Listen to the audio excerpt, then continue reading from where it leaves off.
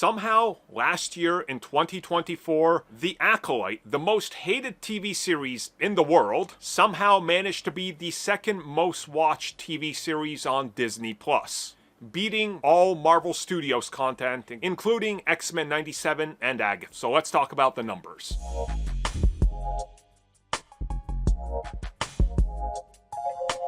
Well, that's gotta be an awkward one, right? So data and numbers in regards to Disney Plus in 2024 have hit.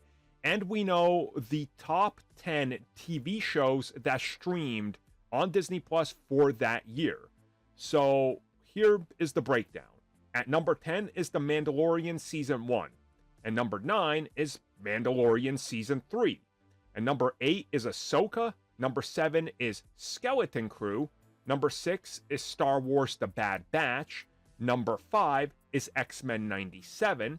Now, I do need to make a note of Skeleton Crew being so late in the year that this obviously affects everything. So the numbers, like, that's why Mandalorian Season 1 and 3 are on here, because, again, they've had more time and people are catching up. Interesting that 2 isn't on there.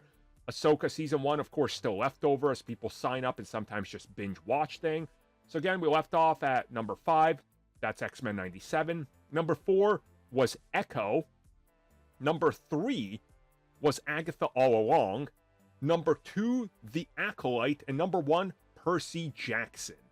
So if we look at it, Percy Jackson came out on December 20th of 23. Majority of it aired in 24. That's when I and most people watched it. A lot of people said they binge watched it after it was done.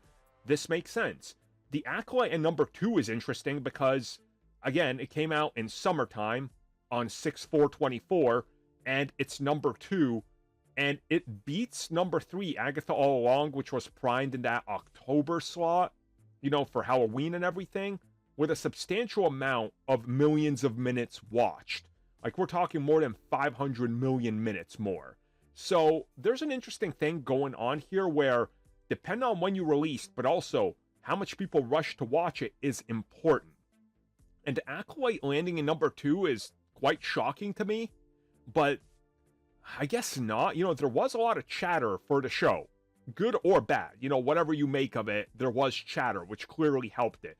But also, I think the reason that obviously Agatha's probably going to get a follow-up and Acolyte isn't is because of budget.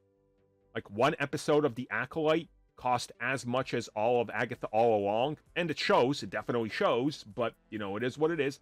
Echo at number 4 is kind of surprising, and X-Men 97, which people could have sworn, and were telling everybody this is going to be the most watched thing, at number 5. I mean, that's shocking to me, but again, you know, once you see the numbers, it's right there, you know, like, the proof is in the pudding.